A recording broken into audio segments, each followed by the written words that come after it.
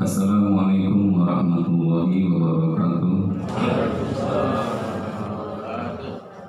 Alhamdulillah, nahmaduhu wa nusalli wa nusallim ala rasulihil karim wa ala alihi wa sahbihi ajma'in. Allahumma shalli ala sayyidina Muhammad wa ala alihi wa sahbihi ajma'in. Tasliman katsiran katsiran. Alhamdulillah, Bapak-bapak, Ibu-ibu hadirin yang mulia, yang kami muliakan, Pak pimpinan sekolah dan orang-orang tua kami, para penasihat, alim ulama dan Bapak Ibu guru sekalian yang kami hormati dan kami muliakan. Bersyukur kita kepada Allah Subhanahu wa taala, kita disempatkan ketemu dalam majelis ini. Majelis ini disebut juga majelis ilmu, majelis zikir, dan barang siapa mudahkan langkah kakinya menuju majelis ilmu, nanti Allah mudahkan langkah kakinya ke surga. Barang siapa yang hidupnya ini senantiasa basah lisannya dengan zikir, akan masuk surga dengan tersenyum-senyum. Bapak hadirin yang mulia, saya senang sekali mendengar ini dari Ustaz Bukhari. Senang Bu, Bapak Ibu, memberi semangat kepada kita ya. Pada pertemuan ini ada berapa dua sesi, mungkin dua sesi singkat Bapak Ibu. Yang pertama tentang memang hafiz Quran di pangkuan Ibu.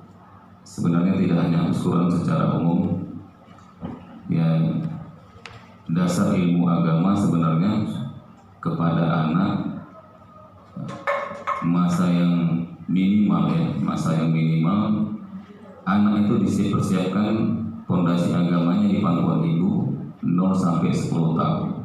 Itu masa minimal langsung ya. Dan itulah yang disebut dia masa bisa diperlakukan dia sebagai anak-anak.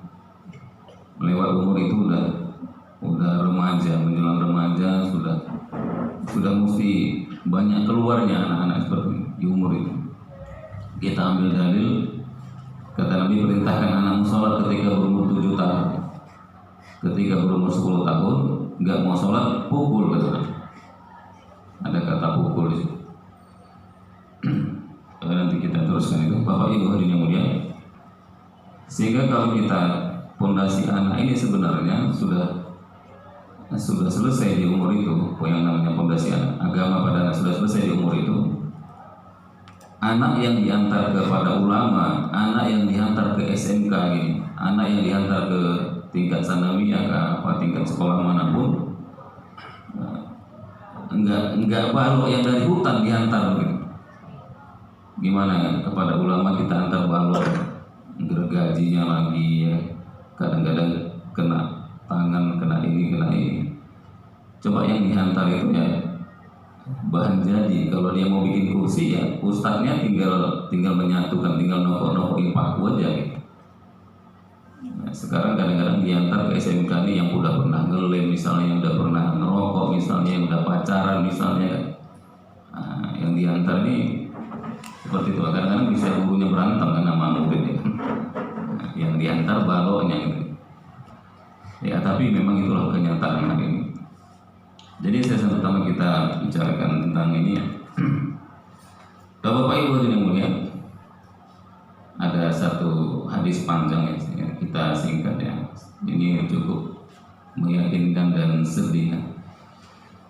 Di satu kamar atau ruangan tawanan ya, di zaman Nabi itu ada satu orang ibu mencari sesuatu. Maka ketika dicari sesuatu, maka ketemulah dia satu orang bayi. Ternyata bayi ini anaknya, didekaplah bayi ini, disusuannya, dipangkuannya dengan begitu tulus kasih sayangnya. Ibu-ibu sering bilang ini si buah hati saya. Maka ajibnya Nabi ngasih tahu sama sahabat, wahai sahabatku, tegakah kira-kira ibu ini tegakah melemparkan anaknya ke dalam api?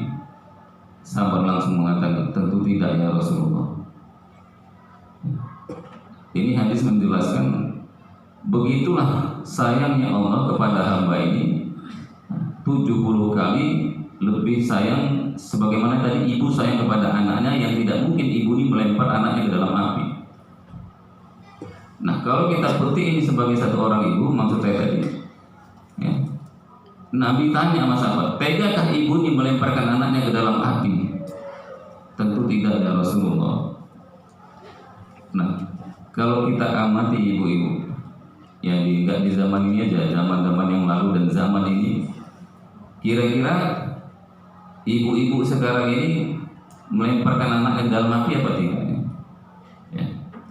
Berapa banyak sekarang tidak terasa ibu-ibu telah melemparkan anaknya ke dalam api? Ya. Seperti hadis, salah satu hadis sholat aja. Ketika berkumandang azan, satu malaikat berseru, wahai anak Adam, anak cucu Adam, padamkanlah api yang kalian nyalakan sendiri untuk membakar diri kalian sendiri.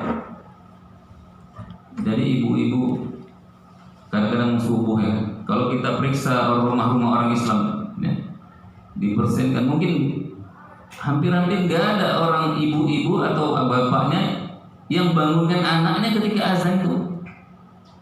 Kita sudah jalan berbagai masjid di belahan Indonesia ini. Sholat subuh itu remaja, anak usia laki-laki 10 tahun sampai usia kuliah itu, sampai usia 30-40 itu nggak ada di masjid. Nggak ada ibu yang bangunkan anaknya lagi ketika azan itu. Maknanya ibunya membiarkan anaknya terbakar dalam api. Ya memang terang aja ayah emaknya pun nggak bangun juga ya. Sekeluarga membiarkan api menyalakan diri mereka sendiri. Nah, jadi Bapak Ibu yang mulia, ya, materi fondasi agama kepada anak itu, ya, antara lain itu tauhidnya, ya, sunnahnya, ya, kemudian Qurannya, sudah habis Quran nih, nanti jumur berapa ya Qurannya, kemudian zikir-zikir dan doa masnunah. Ya. Anak-anak saya itu ibu-ibu di umur 4 tahun aja, itu doa-doa sehari-hari itu kurang lebihnya lah sudah lengkap.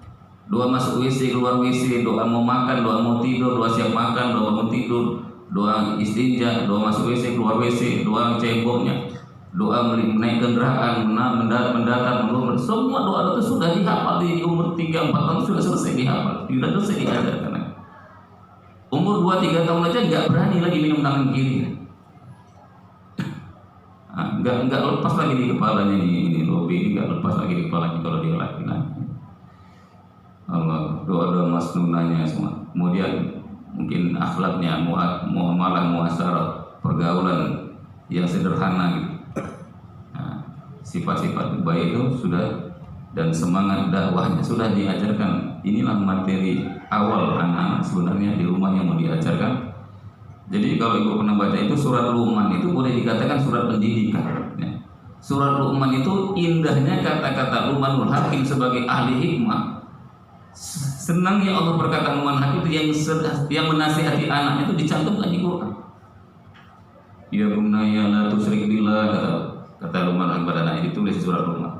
Ya bunaya aqimi sholat, Allah, wahai anakku jangan serikatkan Allah, wahai anakku dirikan sholat. Indah sekali nasihat ayah kepada anaknya seperti itu. Nah, Bapak Ibu yang mulia, jadi di surat Ali Imran pun diterangkan bagaimana kisah istri Imran di surat Ali Imran itu. Ini menunjukkan pendidikan paling awal di pangkuan ibu itu. Ya, Ustaz, apa surat itu? Ya. Jadi kurang lebih di surat Ali Imran itu, ya nanti istrinya Imran itu. Jadi kedua, pertama ayah ibu selalu berdoa. Belum lagi hamil sudah banyak berdoa. Ayah ibunya sudah sering berdoa untuk kebaikan untuk anak. Nah, ketika mengandung istri Imran ini, maka dipegang ini perut ini, bernazar, ya Allah, ini anakmu saya infakkan lagi untuk agama.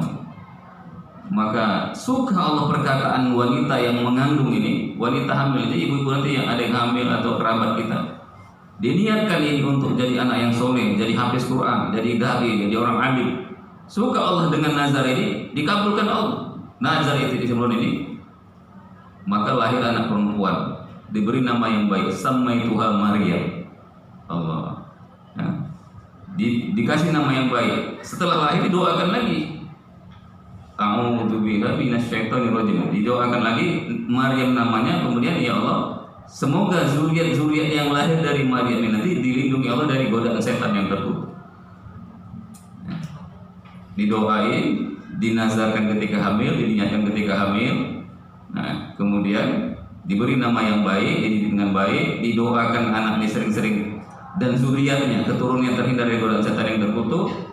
Sudah menginjak remaja, basicnya dasarnya sudah di rumah, maka Maryam diserahkan kepada ulama. Orang alim di saat itu ya tentu pamannya sendiri, siapa? Nabi Zakaria alaihissalam. Di dalam mihrab, di dalam balik hijab, dalam sekali hijabnya. Maka yang ngerawat dia mendapat berkah. Nabi Zakaria yang sudah tua, yang dianggap istrinya sudah mandul, nggak mungkin punya anak lagi. Akhirnya lahirlah anak Nabi Zakaria ini yang bernama Yahya. Dan imannya Maryam ini luar biasa. Dia nggak keluar dari mihrabnya, beribadah aja. Maka pamannya sendiri Nabi heran. Ya Maryam kenapa nggak keluar kok? Apa nggak makan gitu? Maka satu hari penasaran, anak ini makan apa di balik hijab? Ternyata dilihat dari balik hijab, ternyata ada anggur sebesar kepala. Maka pamannya tanyakan, ini ada di Quran. Ana lagi haza ya Maryam. Dari mana nih Maryam? Wa min indillah, ini dari Allah. Wow. Subhanallah. Maknanya dulu makin dalam ibu-ibu ini di dalam hijabnya, dalam rumahnya, makin mudah rezeki Allah hantar. Nah ini juga yang namanya Quran, kita imani Quran. Ini juga lah yang bagian-bagian penting hadis-hadis Nabi dalam hal umur pendidikan untuk anak ini. Nah maka untuk saya dengan istri saya yang awam ini ya, saya nikah tahun 97 dengan istri saya itu, kami sama-sama nggak pandai baca Quran. Ketemulah dua suami istri yang nggak pandai baca Quran, artinya bisa sih terbata-bata, bacanya terbata-bata, baca satu halaman aja bisa sampai setengah jam lebih. Nah, ya zaman dulu lah kan sibuk kuliah dengan Quran, nggak pernah diperhatiin lagi. Tahun 2000 dapat hidayah di Pulau Nias itu, ya, mulai belajar lagi, ya. Maka untuk hal ini ada dua kalimat, ya, ibu-ibu ya, ada dua kalimat ini yang sering saya sampaikan. Sejauh mana keyakinan ayah ibunya dulu kepada Quran? Apakah kedua orang tuanya masih yakin kepada Quran, dan sejauh mana keyakinan kita kepada Quran? Ini nanti disebut dengan fondasi, dan ini yang agak mahal memang. Yang kedua, sejauh mana kesiapan satu orang ibu memberikan waktu untuk melayani anaknya, menerima setoran anaknya, membimbing anaknya. Sejauh mana, sebanyak mana waktu yang setekun mana, ya, sesungguh-sungguh mana satu orang ibu bisa membagi waktu untuk anak. Nah ini teknisnya. Dua kalimat ini. Jangan-jangan keyakinan ayah dan ibunya sekarang ini, kita ini sudah lemah sekali pada Quran. Sampai ada orang Islam, kami ini dituduh sesat di mana-mana dulu. Sampai ada orang Islam bilang, nek Quran yang gua makan opo kan? Ya Allah. Kalau kira-kira kalau orang yang bilang ini langsung meninggal gimana kira-kira? Quran ini kan rukun iman. Kok Quran diragukan ya? Kalau Allah diragukan. Itulah kenapa kali nggak pernah baca hadis, cuma baca jumlah saja ya. Baca majalah, koran aja hari-hari. Allah. Nah jadi Bapak-Ibu maksudnya yang paling awal adalah fondasinya, keyakinan ayah ibunya kepada Quran, karena kita akan berjalan mendidik anak itu mengikut keyakinan ayah ibunya. Nah alhamdulillah keyakinan ini, kekuatan keyakinan dan fondasi ini memang ya sedikit banyaknya dipengaruhi oleh pengorbanan ayah ibunya untuk dapatkan agama. Ini mungkin tidak banyak, ini waktunya banyak. Kemudian, nah caranya, teknisnya. Maka kalau sudah ada keyakinan ini, maka hal berikutnya adalah kesiapan satu orang ibu memberi waktu untuk anaknya. Ya, kok orang tanya ini, ibu-ibu sering tanya apa ya? Cemburu, nggak adil itu. Kok dari tadi kok ibu-ibu aja, kok nggak ayahnya sih? Ya Allah, ya. ibu-ibu banyak sekali ya ini nggak memahami hadis itu dengan benar, ya sering rumah tangga sering gaduh gitu. Kerjasama dalam membina ketakwaan di rumah tangga ini Bapak Ibu, kerjasama itu mengikut peran, bukan sama-sama dikerjakan saat itu gitu. Kerjasama mengikut peran. Nah Ibu, mudah saja ingat ini bentar lagi kurban Idul Adha. Ya. Nabi Ibrahim, Siti Hajar istrinya. Ya, Nabi Ibrahim, Siti Hajar istrinya dan Ismail bayi. Nah ini Idul Adha. Apakah mereka berkumpul bertiga di rumah di padang pasir itu? Tidak. Ayahnya suruh pergi dakwah. Berapa tahun? 13 tahun. Ini bayi Ismail di pangkuan ibunya. Ketika Nabi Ibrahim mau berangkat, disitulah Allah munculkan keyakinan yang kuat dalam diri satu orang istri. Apa kata Siti Hajar? Kalau ini perintah Allah bang, dakwah ini perintah Allah, yang mendakwakan akan perintah, maka abang berangkat. Insya Allah Allah tidak akan menyia-nyiakan kami. Ya, ada isyarat di situ. Abang berangkat, siapkan umat di luar sana. Jadi laki-laki ini ahli lapangan dia. Maka jaminan yang dikasih tahu oleh istrinya Siti Hajar, ini anak abang ini Ismail bayi ini di pangkuan aku kudidik dia, aku siapkan dia, nanti insya Allah macam abang juga dia. Nah, setelah 13 tahun singkatnya ketemu apa yang terjadi Bapak Ibu? Ketiga-tiganya dengan usaha dakwah pengorbanan seperti ini, iman ayahnya sempurna, iman ibunya sempurna, iman anaknya sempurna. Apa buktinya iman sempurna? Datang perintah sembelih, Bu. Perintahnya bukan sholat, bukan baca Quran, datang perintah sembelih. Karena wahyu. Panggil nak, ayah udah 3 kali mimpi kamu disembelih. Kalau memang itu perintah Allah ya, mimpi ayah dari Allah, silakan ayah sembelih saya. Anak siap disembelih, ibunya siap anaknya disembelih, ayah pun siap menyembelih anak. Bahkan anaknya yang ngajari ayahnya cemana menyembelih dia. 3 kata diajari sama anaknya. Kalau ayah sembelih aku, tutup mata ayah, tutup mata aku. Kalau nanti kita beradu pandang, gak sanggup ayah sembelih aku. Coba. Yang kedua, buka baju aku ini ya, buka baju ini. Kalau nanti gak ayah buka baju aku ini, dilihat ibu darahnya ibu lihat betapa birunya hati ibu ya. Kemudian dimiringkan, disuruh dimiringkan. Pedang apa? Parang apa? Pedang lah ya, pedang dari sini. Tapi kan maha suci Allah. Secepat itu yang berdarah kibas, kok yang berdarah kibas domba ya. Ayolah, adanya hari raya kurban duluan ada dakwah. Jadi kata-kata yang muncul dari lisannya Ismail ini, insya Allah nanti ayah dapati aku sebagai anak yang sabar. Kata-kata sabar itu bukan spontan muncul, tapi 13 tahun ibunya telah menjelaskan sabar kepada anaknya. Nah, ya Bapak Ibu, maka sudah umum anak-anak orang yang aktif dalam dakwah ini. Anaknya habis Quran itu sudah biasa bagi kita. Cuman agak istimewanya keluarga saya ini habisnya di pangkuan ibunya, kecil-kecil lagi gitu. Nah jadi itu kembali. Maka beberapa hadis Nabi Bu ya, saya sebut itu sering 6 aja, kita pakai dalil 6 aja ya. Tentang hadis pendidikan ini 6 aja. Ada juga perkataan ulama ini ada 6 aja sudah cukup anak kita ini, pondasi tadi sudah cukup. 6 hadis ini sudah cukup anak kita sebenarnya menguasai dunia ini sebenarnya. Nah dari 6 hadis ini lengkap dia, kapan mulainya, siapa operasionalnya. Nah tadi masalah ibu dengan ayah tadi saya sebutkan tadi. Jadi ibu-ibu tanggung jawab memang Allah serahkan kepada ayahnya. Kulukum ro'in wa kulukum mas'ul. Tanggung jawab memang diserahkan kepada ayahnya. 14 kali ayah cakap dengan anak di Quran, ibu 2 kali cakap dengan anaknya di Quran, menandakan tanggung jawab memang pada ayahnya, tapi operasionalnya diserahkan kepada ibunya. Semua nabi laki-laki, tapi tidak ada yang didik nabi-nabi itu laki-laki. Semua yang didiknya ibunya. Semua ulama-ulama, Imam Syafi'i, Imam Bukhari, Muhammad Al-Fatih, Imam Abdul Qadir Jailani, semua ulama-ulama hebat dulu tidak ada yang dididik ayahnya, tapi dididik oleh ibunya.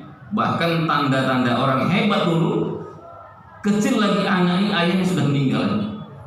Imam Syafi'i, Imam Bukhari itu meninggal kecil itu, ayahnya meninggal dia. Bahkan Nabi SAW kekasih Allah belum lahir ayahnya sudah meninggal.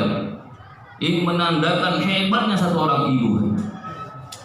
Nah, paham ya? Jadi seolah-olah kami ini Allah kasih tahu, kami penanggung jawabnya, yang bertanggung jawab. Tapi dalam keyakinannya, Dek, ini tolong deh, ini amanah. Abang mau pergi yang 4 bulan, ini anak yang 10 ini di pangkuan adik. Maka istri pun paham dia Pak, dengan dalil-dalil itu istri paham. Silahkan abang berangkat, ini anak abang yang 10 nanti jadi habis Quran semua di pangkuan. Nah, mudah-mudahan sampai di sini dalilnya jelasin ke ibu ya. Satu kemuliaan ibu-ibu ya. Maka ada saya baca buku.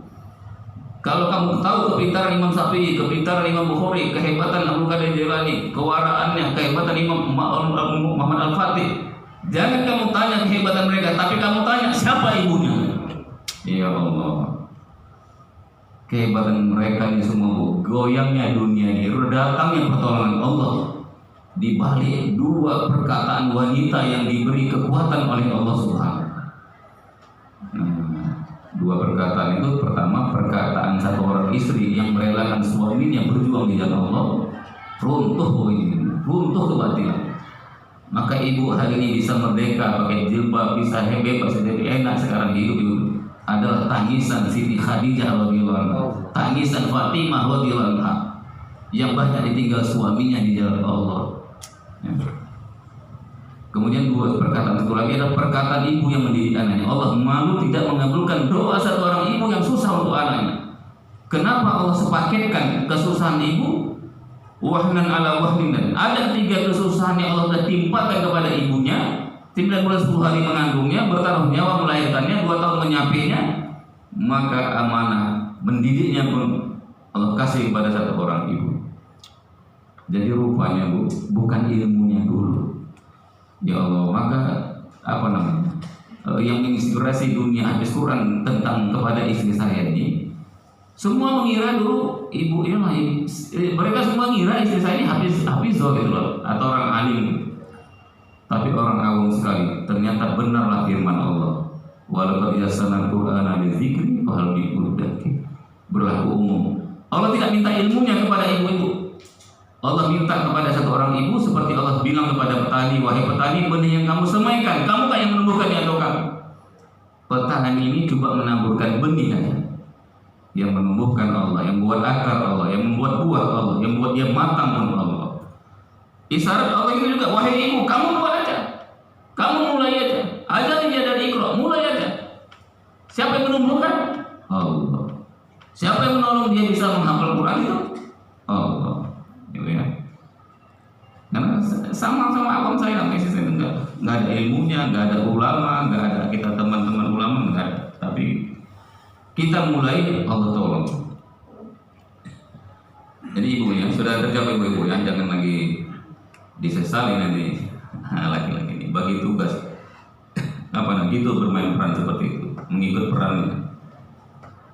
Nah, hadis tadi dari seorang ibu. Yang kedua, hadis yang kedua ini setiap anak itu lahir fitrah seperti kertas putih. Orang tuanya menikah Yahudi Majnun. Artinya potensi anak sudah ada, Bu. Jangan sampai ibu bapak bilang, oh anak dia bisa lah cerdas, anak saya nggak bisa. Oh ini menghina hadis Nabi kita nanti. Jangan. Setiap anak itu lahir fitrah kata Nabi. Rata-rata anak ini kecuali idiot total ya. Ini rata-rata anak ini sama. Cuma mengarahkan yang belum sama kata Nabi. Satu diarahkan ke Yahudi, ke Nasir, satu arahnya ke dangdut, satu arahnya ke Quran. Mengarahkannya aja yang belum kata Nabi. Yang ketiga kata Nabi lahir diajarkan telinga kanan, iqomahkan telinga kirinya. Nah yang 3 hadis lagi malah ada angkanya. Nanti ada di buku ini 0, 3, 7, 10. 0 itu kata Nabi tuntutlah ilmu dari buaya. Rupanya Bapak Ibu, belajar agama itu bukan nunggu 7 tahun, 8 tahun.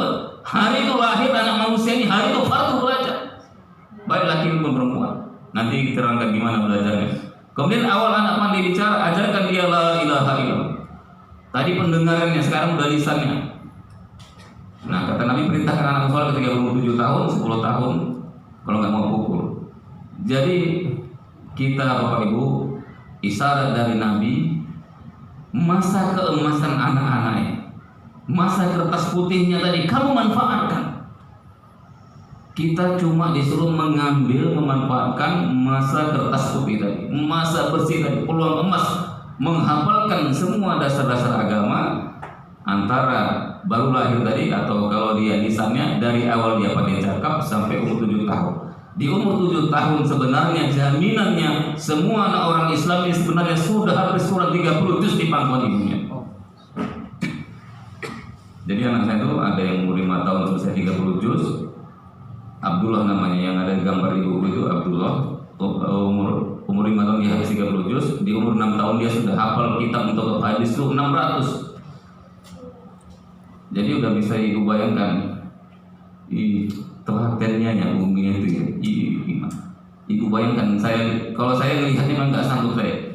Duduk berjam-jam itu loh umumnya itu. Tentu udah nggak ada di hatinya ibunya nih, mau ke mall, mau ke supermarket, arisan sana, bisnis sana, aduh, udah nggak ada tuh, ada urusan itu memang kan. Ya Allah. Tapi kalau bilang, tapi saya sering tanya juga, maunya istri abang kayak gini 2 ya. Maka dikena cubit kita. Kelakar saya, mau sama istri saya kelakar, dia tahu kita kelakar. Kita setia, enggak gitu. Tapi maunya 2 ya istri abang kayak gini. Pengen aja makanya.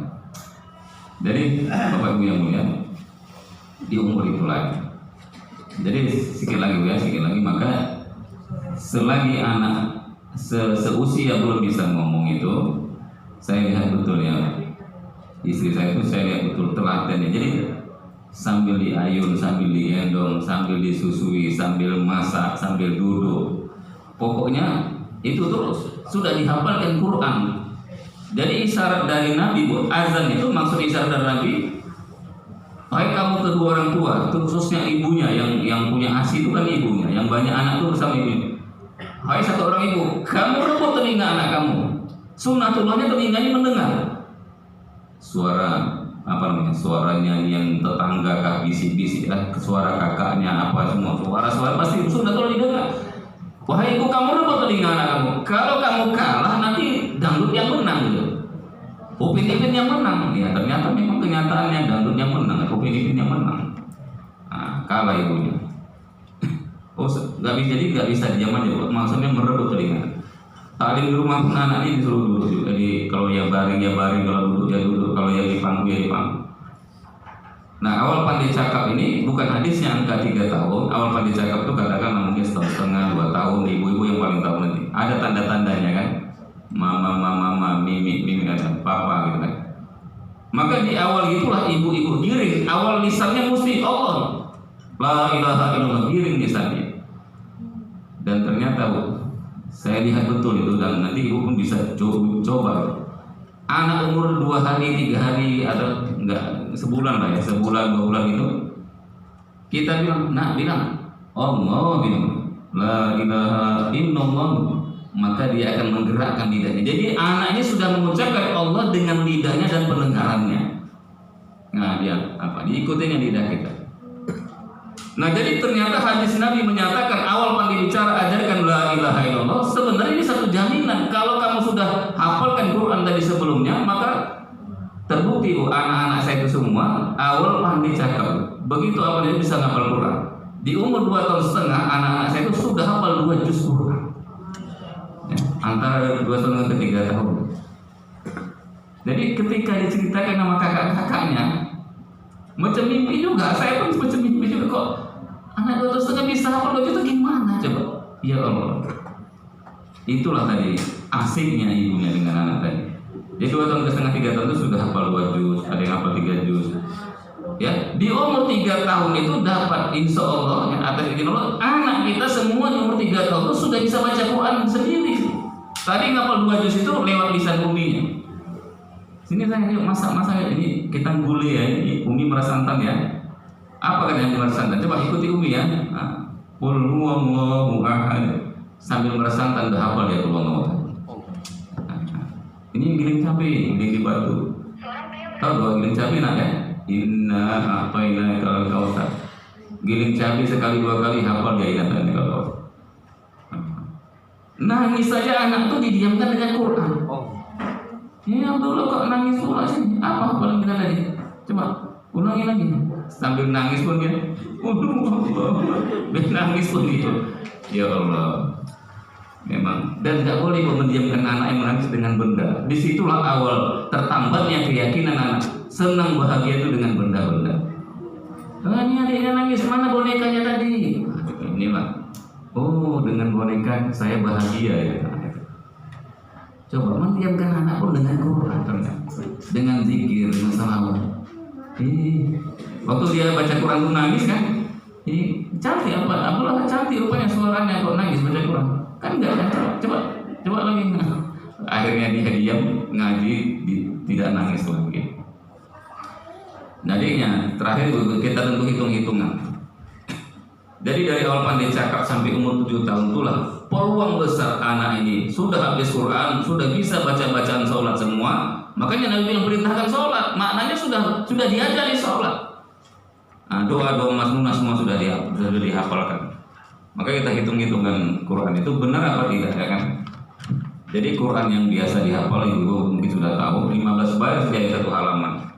Satu halaman 15 baris, maka satu juz dia 20 halaman.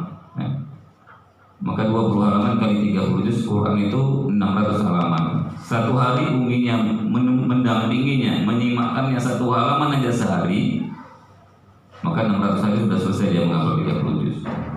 600 hari sama dengan 20 bulan. 20 bulan sama dengan 1 tahun 8 bulan. Kalau mulainya umur 3 tahun, pantas lah umur 4 tahun 8 bulan sudah habis. Maka anak kami itu kok 5 atau 6 tahun belum selesai menghafal 30 juz itu sudah terlalu lama. Lama itu memang kadang-kadang masih 20 juz udah dibawa gitu. Kadang-kadang waktu dibawa itu kadang-kadang terpaksa nggak konsentrasi gitu, agak libur gitu. Kemudian menguatkan hafalannya lagi gitu. Jadi 5-6 tahun itu pokoknya kata Nabi 7 tahun kita akan sholat. Di umur itu sebenarnya sudah habis Quran, kan lega gitu anak kita di umur itu sudah habis Quran. Itu kalau sehalaman sehari. Dan anak-anak yang bersih ini kami saksikan anak-anak itu semua cuma 30 menit aja menghafal satu halaman itu. Nah, satu cuma 30 menit. Dan anak-anak saya itu pernah, mungkin ada ibu yang pernah tahu di sini Hanzalah itu pernah di sini dulu lama ya. Hanzalah itu bisa menghafal sampai 8 halaman sehari. Nah, jadi enggak ini santai aja, enggak terlalu susah karena masa bersihnya tadi ya. Jadi jangan terkontaminasi dulu dengan yang macam-macam jadi umur itu. Mungkin untuk itu dulu. Sesi pertama. Nanti baru korelasi. Oke. Nah, sekiranya jadi ibu-ibu nih sama Ustaz mungkin udah ada ya. Ini dia. Dibagi di grup. Iya. Jadi judulnya itu jadi akhirnya karena saya banyak diundang di mana-mana di Indonesia maupun luar negeri ya, ketemulah gitu. Saya rajin juga gores-gores gitu. Jadi jelas ada dalilnya ya. Jadi 100 kesalahpahaman tentang pendidikan anak khususnya 0 sampai 10 tahun itu dalilnya tadi. Tafsir 10 tahun pukul tadi tafsir pertama saya sudah dapat 2 tafsir dari ulama-ulama juga di Temboro sana. Pertama kita mesti tegas dulu terhadap anak-anak Pak tentang hukum agama di 10 tahun itu mesti tegas. Sebelum 10 tahun sudah diajari, ya sudah tegas. Kalau dia laki-laki ya 0 sampai 7 tahun banyak masa belajar di pangkuan ibunya, belajar sholat di pangkuan ibunya. Jadi semua belajar sholat itu dizaharkan bacaan sholatnya karena uminya mau ngecek langsung gitu, tanpa menulis dia belajar sholat. Nah 7 ke 10 tahun kalau anak laki-laki mulai dilatihkan ke masjid 1 waktu apa 2 waktu dulu. Kalau 10 tahun laki-laki mesti sudah ke masjid. Ini ayatnya pun nggak masjid ya gitu mana? Gandeng anak laki-laki kita 10 tahun ke masjid. Mesti sudah ke masjid. Yang kedua tafsir yang kedua pukul itu kita sudah maksimal lagi di rumah. Ya mungkin ibu-ibu taruhlah nggak dapat 30 juz kan mungkin dapat 2 juz 3 juz. Sudah ada dasar Quran kepada anak-anak ini. Diajari dia cemana nyuci, dibilangin yang baik, yang buruk sudah ngerti. 10 tahun kita sudah nggak mampu lagi, kayak saya kan bukan ahli Quran, bukan nggak tahu nahwu sorof itu, maka sunnah mengantarkan anak kepada ulama. Nah 10 tahun itu sudah boleh kita pisah dengan anak kita. Nah carilah ulama yang benar-benar meneruskan pekerjaan kita yang tidak selesai tadi karena keusuran kita tadi. Ini udah salah di dangdut di rumah, dikasih sekolah dangdut lagi, berapa kali dangdut ya? Udah salah di rumah kasih tempat yang salah lagi. Nah alhamdulillah. Nah seperti itu Pak Ibu. Jadi 10 yang setahun ini di sebelah kiri pemahaman yang salah, ya. Di sebelah kanan itu pemahaman yang benar. Walaupun ada yang bersifat yang berulang, nggak apa-apa. Ini tidak baku mesti 100 apa gitu ya. Nah, kalau ibu baca nanti, pasti ibu bisa jawab sendiri. Ternyata di pemahaman yang salah inilah selama ini hampir seluruh orang Islam dalam memperlakukan pendidikan anaknya di umur ini. Nah, kita mau beralih kepada yang benar. Contoh tadi ya tanam berharap. Ini setiap satu poin ini tinggal penjelasan, walaupun singkat, penjelasan, contoh kalau tahu dalilnya gitu. Nah, makanya kan tanam rumput berharap padi. Artinya Bu, penjelasannya rumput inilah dunia ini rumput. Kan nyanyi potong bebek yang satu rumput gitu kan. Padinya Quran itulah, padinya tauhid itulah, sholat itulah padi. Nah, yang benar itu tanam padi rumput pasti ikut. Maka saya umpamakan, maka anak-anak saya itu, ya, pastikan padinya tumbuh, rumputnya jangan khawatir ikut. Jadi anak saya itu semua belajar Quran itu cuma 15 hari aja. Dari Iqra 1 sampai Iqra 6 istri saya itu mengajarkan itu 15 hari. Semua anak saya 15 hari. Bahkan anak tes nanti, ibu nanti umur 4 tahun misalnya titip ke rumah saya sama istri saya, 15 hari bisa baca Quran. 15 hari. Jadi kemudian setelah 15 hari bisa baca Quran, pastikan dia bisa baca Quran dengan baik 1 juz dulu, baru diajari dia ABCD, baca Latin. Ini kan rumputnya. Maka kayaknya kalau mencari rekor istri saya itu mengajarkan baca Latin ini istri saya itu cuma 4 jam aja. Yang ini ya, yang baju, budi, lemari itu 4 jam. Lengkapnya 3 hari bisa baca ini. Bisa baca Fadilah Amal itu bisa baca kita tuh 3 hari. Ya. Jadi 1 jam mengenalkan huruf di lisannya. Jangan kasih tulisan dulu. 1 jam mengenalkan tulisannya. Sini saya ini asal mau baca kan A B C D E itu 1 jam sampai Z, 1 jam di lisannya. Kemudian 1 jam berikutnya mengenalkan hurufnya di tulisan. Nggak pernah kami beli buku ngajari anak itu baca. Ada kertas-kertas bekas fotokopi, kertas bekas buku sebawang itu bisa. Jadi ditulis ya, ini A besar, A kecil, B besar, 3 huruf dulu, apa 5 huruf dulu. Nah, udah kenal dia ini, udah huruf itu dikenalkan 1 jam, udah 2 jam. Maka 2 jam lagi nyambungkan B, A, baju. Maka Umi yang tulis banyak-banyak, kurang lebih 4 jam sudah bisa baca. Ustazahnya 1, santrinya 1.